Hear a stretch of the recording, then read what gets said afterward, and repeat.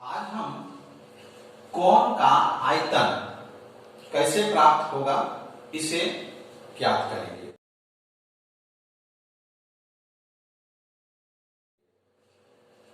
पिछले वीडियो में मैंने आपको बताया था कि सिलेंडर का आयतन कितना होता है।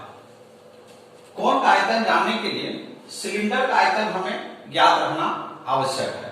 तो सिलेंडर का आयतन कितना होता है? पाई आर स्क्वायर एच, जहां आर सिलेंडर की आधार की त्रिज्या है और एच ऊंचाई है। ये पिछले वीडियो में आपने देखा था।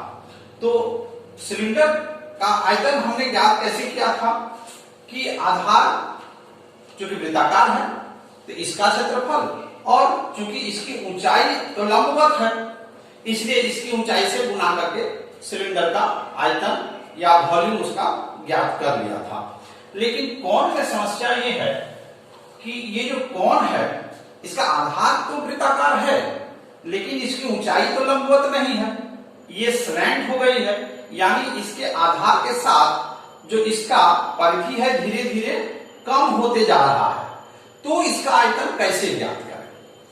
तो इसके आयतन को ज्ञात करने के लिए हमें इसके आयतन की तुलना सिलेंडर के आयतन से करनी होगी। ठीक है, तो सिलेंडर से इसकी आयतन की तुलना कैसे करेंगे और उससे हमें पता चलेगा कि इसका आयतन सिलेंडर की तुलना में कितना भाग है।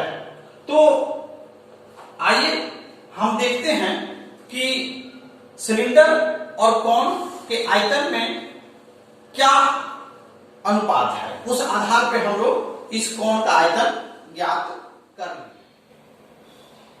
तो कोण का आयतन प्राप्त करने के लिए हमें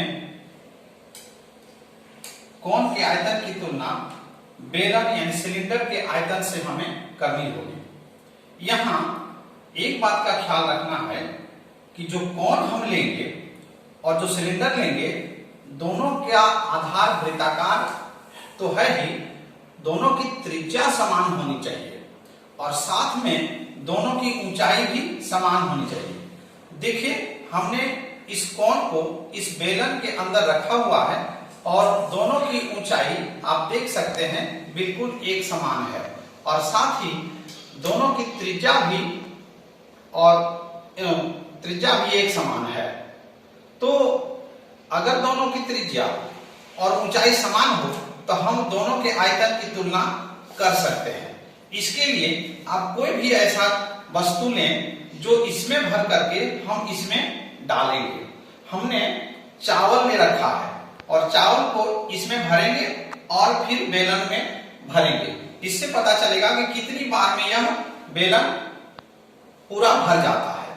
तो हम इन दोनों के आयतन की तुलना इस प्रकार से कर सकते हैं। आइए इस कार्य को करते हैं।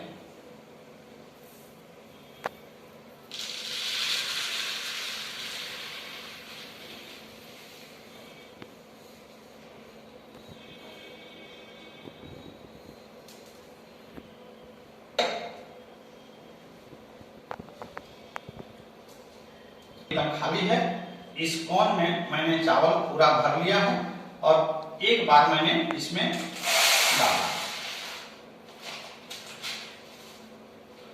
अब फिर दूसरी बार हम इसमें चावल लेकर के फिर बेलन में भरेंगे।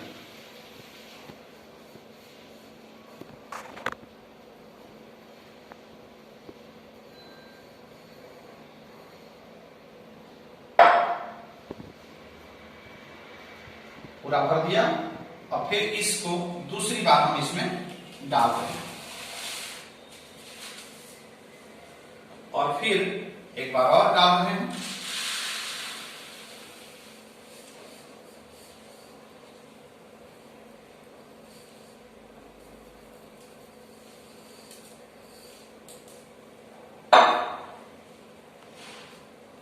ये पूरा भर दिया है और इसको हम यहां भर रहे हैं।